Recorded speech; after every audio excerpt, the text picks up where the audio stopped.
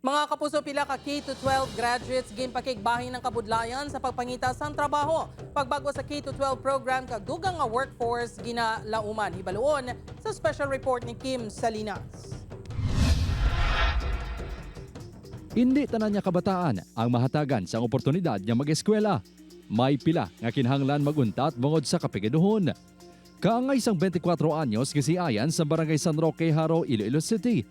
Tuig 2023 sang naggraduar ni sa General Academic Strand sang Haro National High School. Bilang pangadwa sa anom ka magulutod, wala na ini nagpadayon sa kolehiyo, bangod mabulig na ini sa pag-eskwela sang iya mga manghod.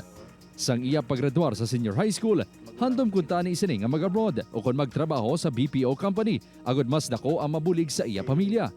Isa na katuig ang nakaligad, wala pagid naka-apply sa anuman niya obra si Ayan, bangod para sa iya. Hindi sa gihapon bastante ang iya natunan sa K-12 program para malabot ang kwalifikasyon.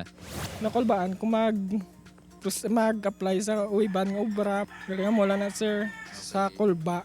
Kagdo mula na kay grade 12 lang natapusan ko sir mo. Sa karon obra sini ang pang-dekorar sa bulak sa mga event. Isa si Ayan sa mga damo pa nga mga senior high school graduates nga nagdesisyon nga hindi magkolehiyo nga nabudlayan sa pagpangita sang obra. I think based on my observation lang because they cannot take the NC2, right? They don't have the ticket the ticket to be employed, especially in other government or private agencies. These are ang mga subjects nga ginakuha nila.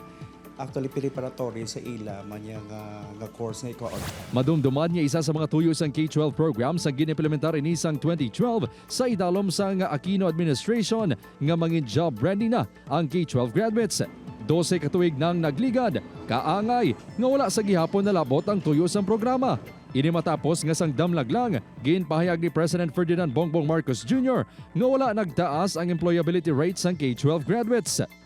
Gani ang pila ka ginikanan, nagapanawagan nga liwat ikonsiderar ang K-12 program bangod ginakabig nila nga usik lang ang dugang nga duha ka tuig. Magamit pa namon sa isa pagid namon ka bata ang 2 years nga ang pinansyal bala nga mauyang bala sa dira.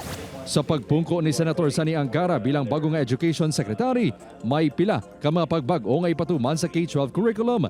Lakip ang pag-introduce sang mini courses kag pagpaayo sang STEM nga strand. Sa palabuton nga school year 2024-2025, ipatuman na ang unang phase sang matatag curriculum. Ang curriculum ang bunga sang evaluation sang DepEd Central Office. Lakip sa unang phase ang kindergarten, grades 1, 4, and 7. Samtang sa grades 2, 5, kag 8 naman, ipatuman ang matatag curriculum sa school year 2025-2026. Grades 3, 6 kag 9 sa school year 2026 to 2027, kag grade 10 sa school year 2027 to 2028. Manginlima na lang ini siya sa matatag curriculum. It's going to be language, reading and literacy, mathematics, makabansa, kag good manners and right conduct. Napaidalom na sa training ang mga teachers para sa matatag curriculum. Isa man sa mga aspeto nga nakita sa manunudlo sa Haro National High School kung nga hindi pagid-epektibo ang programa, amo ang kakulang sa mga kwalipikado nga mga manunudlo sa pagtudlo sa senior high. Apisar, nga nagapatigayon man sang training ang DepEd.